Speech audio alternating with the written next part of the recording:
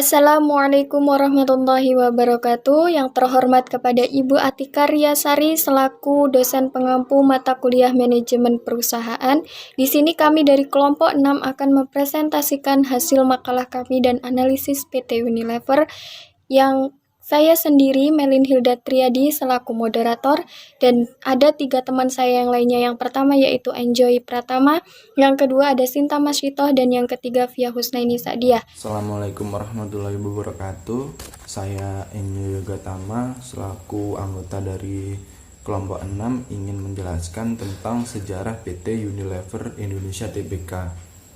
PT Unilever Indonesia Tbk didirikan pada tanggal 5 Desember 1933 yang dengan nama awal Sep Febrienken and Unilever. Dan pada tanggal 22 Juli 1980, nama perusahaan tersebut baru diubah menjadi PT Unilever Indonesia dengan akta nomor 92 sebagai yang disetujui pada rapat umum tahunan perusahaan pada tanggal 13 Juni tahun 2000. Perusahaan juga bertindak sebagai distributor utama dan memberikan jasa-jasa penelitian pemasaran. Unilever Indonesia. Pada tanggal 3 Juli 2002, perusahaan mengadakan perjanjian dengan Texem Research Berhad untuk mendirikan perusahaan baru yakni PT Technopia Lever yang bergerak di bidang distribusi, ekspor, dan impor barang-barang dengan menggunakan merek dagang Domestos Nomos.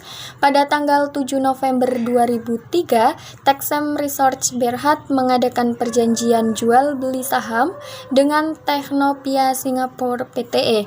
Pada tanggal 30 Juli 2004, perusahaan digabung dengan PT KI. Penggabungan tersebut dilakukan dengan menggunakan metode yang sama dengan metode pengelompokan saham. Penggabungan ini sesuai dengan persetujuan Badan Koordinasi Penanaman Modal dalam suratnya nomor Trending Company Tbk sehubungan dengan pengambil alihan industri minuman sari buah melalui pengalihan merek Buah Vita dan Gogo dari Ultra ke Unilever. Selanjutnya ke pemateri ketiga.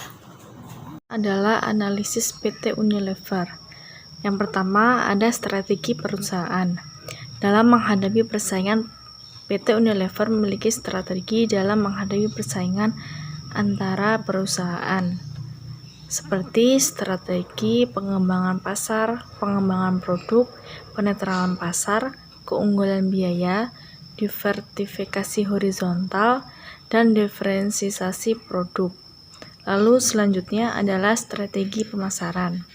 Pemasaran bertujuan untuk menghilangkan kegiatan yang tak bernilai tambah dari segala proses menjadi perusahaan terpilih bagi orang-orang dengan kinerja yang tinggi, dengan tujuan meningkatkan target pertumbuhan yang menguntungkan dan memberikan imbalan di atas rata-rata karyawan dan pemegang saham, dan mendapatkan kehormatan karena integritas tinggi, peduli kepada masyarakat dan lingkungan hidup.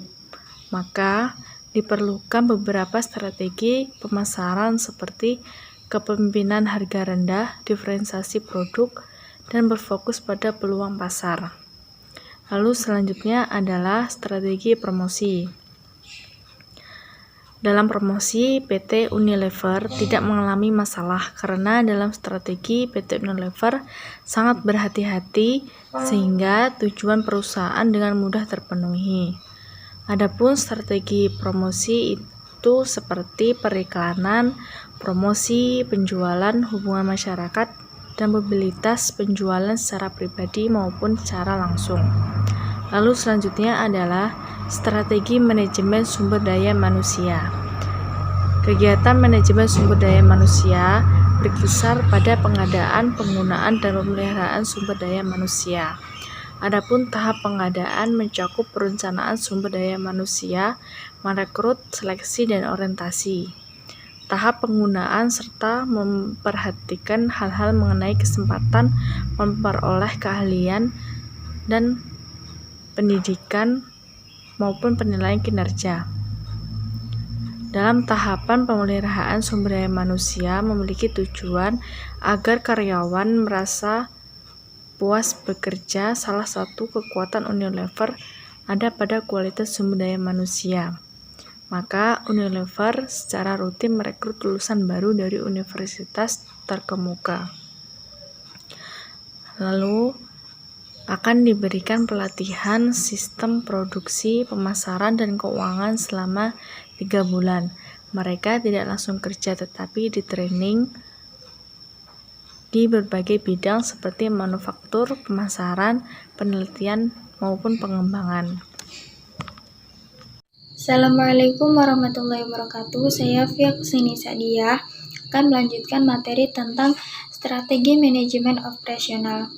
Merumuskan strategi manajemen operasional paling tidak membutuhkan 2 komponen, yaitu adanya sarana dan prasarana yang memadai dan cara menyediakan sarana dan prasarana tersebut.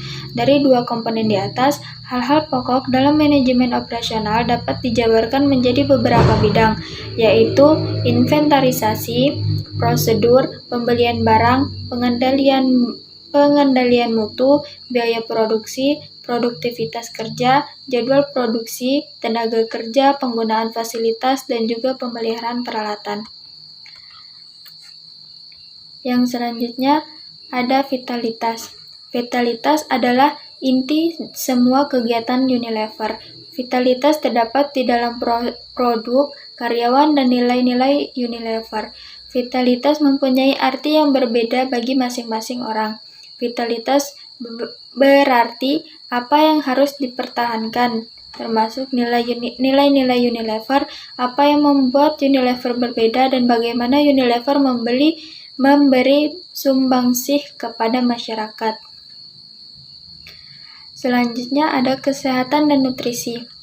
Misi vitalitas Unilever mengharuskan Unilever untuk menumbuhkan usahanya dengan menangani masalah-masalah kesehatan dan gizi. Unilever memusatkan perhatiannya pada sejumlah prioritas yang mencakup gizi anak dan keluarga, kesehatan jantung, dan pengendalian berat badan. Selanjutnya faktor internal dan eksternal. Ada beberapa internal dan eksternal yang mendorong perusahaan tersebut menjadi salah satu perusahaan yang terkenal di Indonesia. Di antara faktor internal adalah iklan produk yang menarik sosialisasi perusahaan, pengalaman dari SDM dan dalam pemasaran, memiliki tim yang berdedikasi dan terampil, serta pengiriman barang yang tepat waktu.